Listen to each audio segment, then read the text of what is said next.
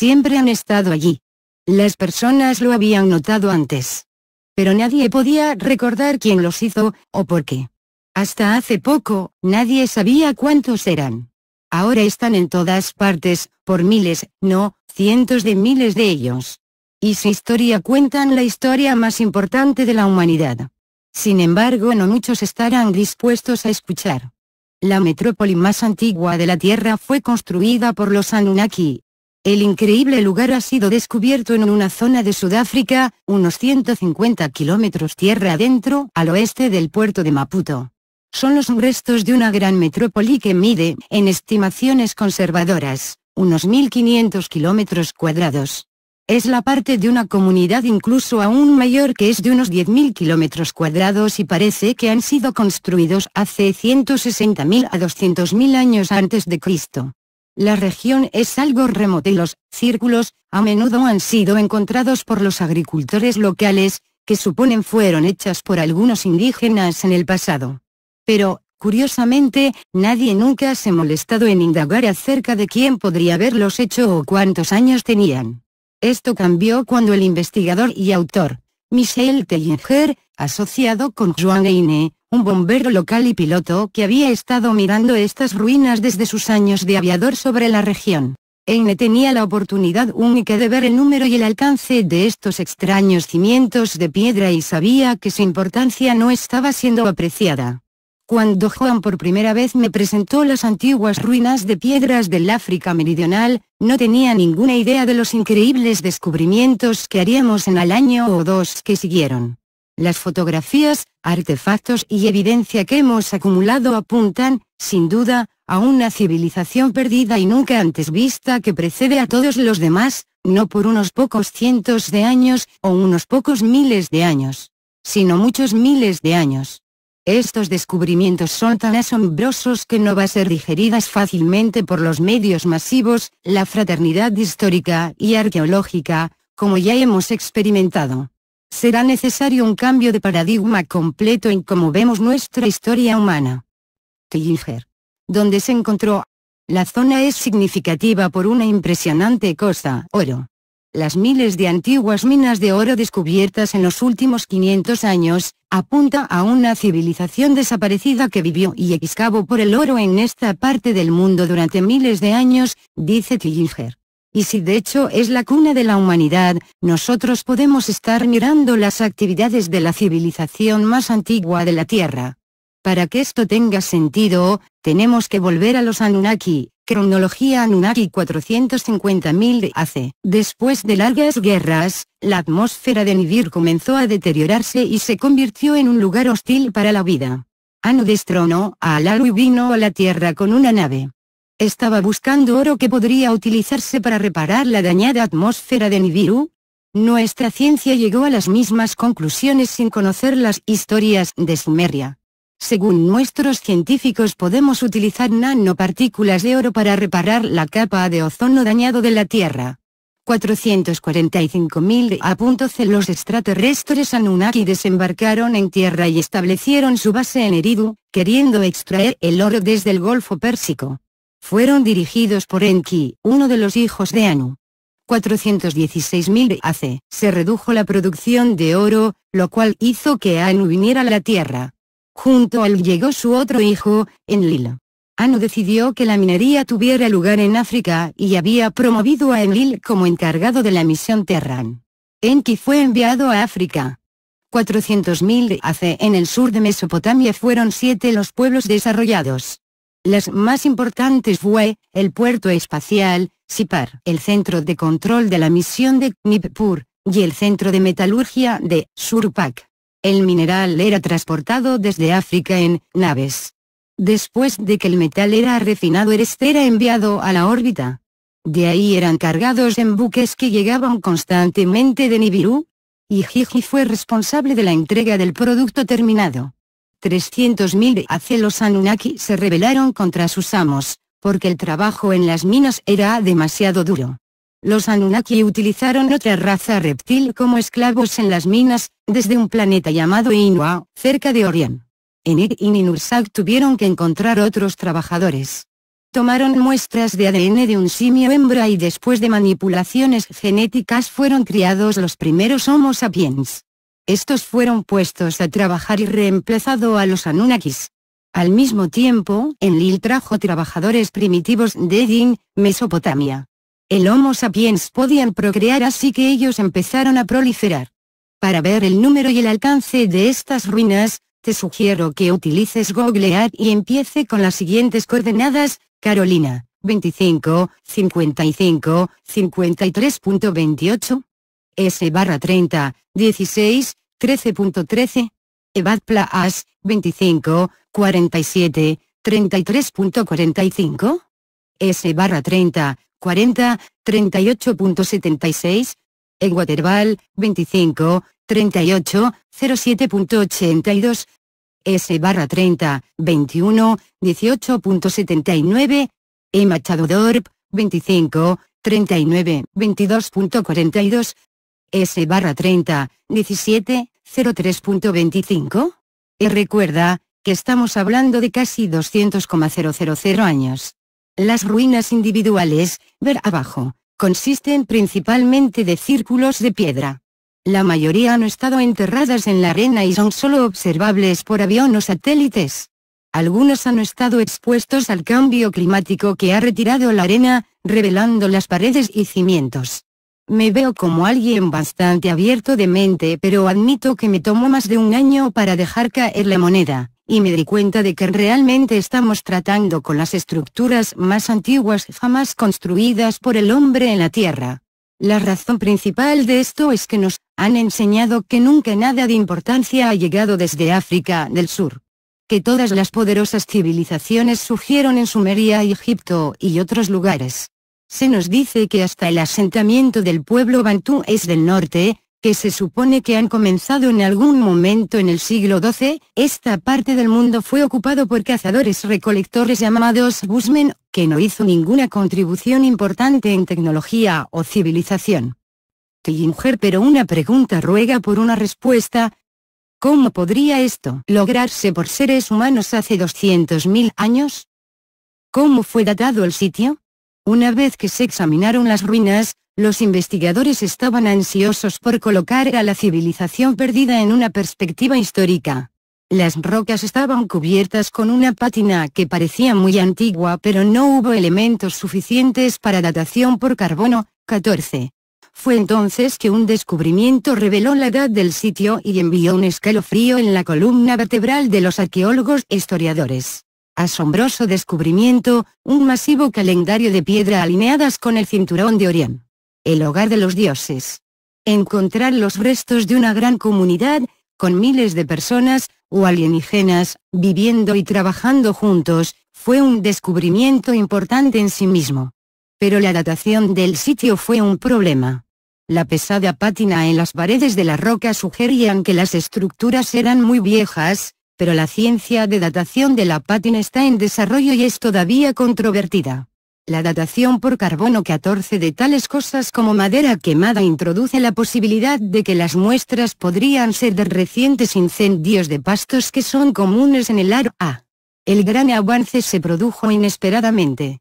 Como Tellinger lo describe, Johann Heine descubrió el calendario de Adán en 2003, por accidente. Fue sobre la ruta para hallar a uno de sus pilotos que estrelló su avión en el borde del acantilado. Al lado del sitio del accidente, Johann notó un arreglo muy extraño de piedras grandes que sobresalen de la tierra. Mientras rescataba al piloto lesionado desde unos 20 metros en el lado del acantilado, Johann caminó sobre los monolitos e inmediatamente se dio cuenta de que ellos fueron alineados con los puntos cardinales de la Tierra: norte, sur, este y oeste. Hubo al menos 3 monolitos alineados hacia el amanecer, pero en el lado oeste de los monolitos alineados hubo un misterioso agujero en el suelo, algo estaba faltando. Después de semanas y meses de medición y observaciones, Johann llegó a la conclusión de que están perfectamente alineados con el ascenso y la caída del sol. Él determinó los solsticios y los equinoccios. Pero el misterioso agujero en el suelo seguía siendo un gran rompecabezas. Un día, mientras contempla la razón del agujero, el local experto de sendero a caballo, Cristo, llegó a caballo. Rápidamente explicó a Juan que había una piedra de forma extraña que había sido extraída en el lugar hace algún tiempo. Al parecer estaba en algún lugar cerca de la entrada a la reserva del natural. Después de una extensa búsqueda, Juan encontró la piedra antropomorfa, de forma humanoide, asterisco. Intacto y orgullosamente se le pega una placa. Había sido utilizado por la Fundación Blue Swallow para conmemorar la inauguración de la reserva de Blue Swallow en 1994. La ironía es que fue removido del antiguo sitio más importante encontrado hasta la fecha y misteriosamente regresó a la reserva, por razones ligeramente diferentes. Una de las figuras antropomorfas, la piedra antropomorfa, indica claramente un ser no humano. Sabemos de muchas culturas, incluyendo la cultura africana que evolucionó a partir de estos lugares, que los humanos no podían representar a los reptiles en su verdadera forma. Así que esta es la representación perfecta de un reptil de pie al lado mirando el cinturón de Orión. Él claramente es un no humano perteneciente de las estrellas. Los primeros cálculos de la edad del calendario se hicieron basándose en la salida de Orión, una constelación conocida por sus 3 estrellas brillantes que forman el cinturón del mítico cazador. La Tierra se tambalea sobre su eje y así las estrellas y constelaciones cambian su ángulo de presentación en el cielo nocturno de manera cíclica. Esta rotación, llamada la precesión, completa un ciclo cada 26.000 años aproximadamente. Determinando cuando las 3 estrellas del cinturón de Orión se colocan en el plano horizontal, contra el horizonte, podemos estimar el tiempo cuando estaban las 3 piedras del calendario en alineación con estas estrellas visibles. El primer cálculo aproximado fue de al menos hace 25.000 años. Pero nuevas y más precisas mediciones aumentaron la edad. El siguiente cálculo fue presentado por un maestro arqueoastrónomo quien desea permanecer en el anonimato por miedo a las burlas de la fraternidad académica. Su cálculo se basa también en la salida de Orión y sugiere una edad de al menos 75.000 años. El más reciente y más exacto cálculo se realizó en junio de 2009 y sugiere una edad de al menos 160.000 años, basado en la salida de Orión en el plano sobre el horizonte, sino también en la erosión de las piedras dolerita encontrados en el sitio.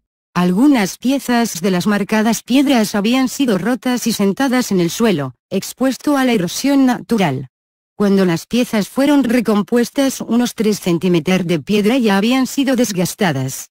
Estos cálculos ayudó a evaluar la edad del sitio mediante el cálculo de la tasa de erosión de la dolerita. En la esquina izquierda podemos ver la piedra antropomorfa representando al reptil de pie al lado del cinturón de Orión. También nota lo alto que es. Seguro observarás una tendencia. No importa qué cultura estudiemos, todo vuelve a este trío. 1. Los reptiles Anunnaki u otros dioses reptilianos /serpiente /dragón. 2. El cinturón de Orión. 3. La constelación de las Pléyades. Este trío forma una cadena entrelazada más compleja. Nibiru /vertical Anunnaki /vertical el antiguo Egipto /vertical ahora, África /vertical el culto Illuminati /vertical el Vaticano /vertical Orión /vertical las Pléyades /vertical la adoración ritualista /vertical templos y pirámides. Las verdades en Sudáfrica son conservadas por los chamanes de Zulú y transmitidas de generación en generación. David Icke se reunió en sus viajes con un chamán de Zulú el sudafricano llamado Credo Mutahwa. Esta maravillosa persona narra la historia de los primeros dioses africanos.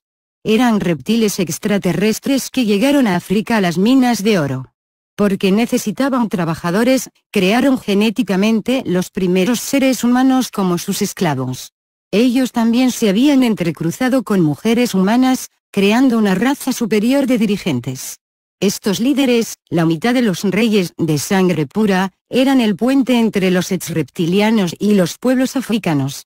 Ver entrevista, Credo Mutahwa también tenía un collar muy antiguo que cuenta la historia de los primeros días en la Tierra. El collar es un ser reptil que se entrecruza con la mujer, un disco volador, generalmente conocido como objeto volador no identificado, la estrella de David. La posible explicación de Wayne Herschel es que la estrella de David significa, como en los cielos sobre la tierra, y se refiere a la llegada del reptil en la tierra. El cinturón de Orión y muchas otras figuras. Puedes ver a Credo Mutahua, con una representación de un reptil, como él los ve a ellos, y el collar heredado. Después de las entrevistas de Ike, Credo Mutahua fue torturado y el collar robado. Detrás de los delincuentes estaba un hombre blanco que Credo nunca vio antes. Credo Mutahua también dijo la historia ya conocida, de las otras civilizaciones, que los africanos no tenían derecho a retratar a los reptiles en su forma reptil. Quienes rompían esta regla eran asesinados por los reptiles. Nuevamente, todas las civilizaciones tienen casi la misma historia. ¿Cómo podrían miles de civilizaciones separadas miles de kilómetros de distancia tener las mismas historias de nuestra creación y los dioses reptiles? La minería del oro. ¿Hace cuánto tiempo? Existe evidencia de que la minería tuvo lugar, en África del Sur, durante la Edad de Piedra. Estudios arqueológicos indican que efectivamente fue así. Dándose cuenta que sitios de antiguas minas abandonadas pueden indicar dónde podrían encontrarse oro, Corporación Líderes de Minería de Sudáfrica, la Anglo American Corporation, en la década de 1970 junto con arqueólogos participaron en la búsqueda de esas minas antiguas. Informes publicados detallan el descubrimiento en Suazilandia y otros sitios en Sudáfrica de amplias áreas de minería con los ejes a profundidades de hasta 15 metros. Objetos de piedras y restos de carbón establecieron fechas de 35.000, 46.000 y 60.000 de AC, para estos sitios. Los arqueólogos y antropólogos que se unieron en la datación de los hallazgos creen que se utilizó tecnología minera en Sudáfrica, durante gran parte del periodo posterior a 100.000 AC. En septiembre de 1988, un equipo de físicos internacionales llegó a Sudáfrica para verificar la edad de los hábitats humanos en Suazilandia y Zululandia. Las más modernas técnicas indican una edad de 80.000 a 115.000 años. Con respecto a las minas de oro más antiguas de Monotapa en Zimbabue Sur, leyendas zulúes sostienen que ellos estaban trabajando para producir artificialmente esclavos de carne y hueso creados por las primeras gentes. Estos esclavos, narran las leyendas zulúes, entraron en batalla con el hombre mono, cuando la estrella de la Gran Guerra apareció en el cielo. ¿Por qué los antiguos pueblos trabajarían tan duro en las minas de oro? No se puede comer. Es demasiado blando para servir de herramienta. No es realmente útil para nada excepto adornos y su belleza física a la par con otros metales como el cobre o la plata. Exactamente ¿por qué fue oro tan importante para los primeros Homo sapiens? La respuesta es bastante simple y golpea en el centro de la diana. El oro siempre fue valioso para nosotros, porque los dioses lo consideraron valioso. Si se sacrificó mucho para extraerlo, entonces tiene que ser precioso. Esto fue el concepto de base que le dio al oro tanto valor en nuestras mentes primitivas, hace pocos cientos de miles de años atrás. Los Anunnaki necesitaban el oro para sanar la atmósfera de su planeta, nosotros lo consideramos valioso porque ellos lo consideraban valioso. Sigo escuchando hoy bastante a menudo la expresión, oro, el metal de los dioses. Pero esto probablemente fue una cosa muy común de decir en ese entonces. Podemos especular después que los Anunnaki se trasladaron a sus ciudades subterráneas, y los humanos comenzamos a utilizar el oro como moneda suprema. Pero mirando nuestra historia moderna, el oro todavía juega un papel muy importante en los planes de la élite. En primer lugar, los banqueros cambian la regla diciendo que la moneda de un país debería estar respaldada por oro y este debe ser colocada en el erario público. Después de esta jugada, nuestro dinero se convirtieron en inútiles trozos de papel, o dígitos en una pantalla de ordenador, y los banqueros teniendo acceso a las reservas de oro sin que nadie sea capaz de mantenerlos bajo vigilancia. Realmente debes de ver esto antes de continuar. Después de algunos minutos, verás como uno de los mayores robos de oro en la historia fue creado por los banqueros el 1 de mayo de 1933.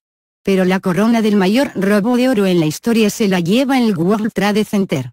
$300 mil millones en barras de oro fueron robados en 11 de septiembre de 2001, a esto hay que añadir todos los tesoros de oro que se tomaron posesión después de la Primera y Segunda Guerra Mundial.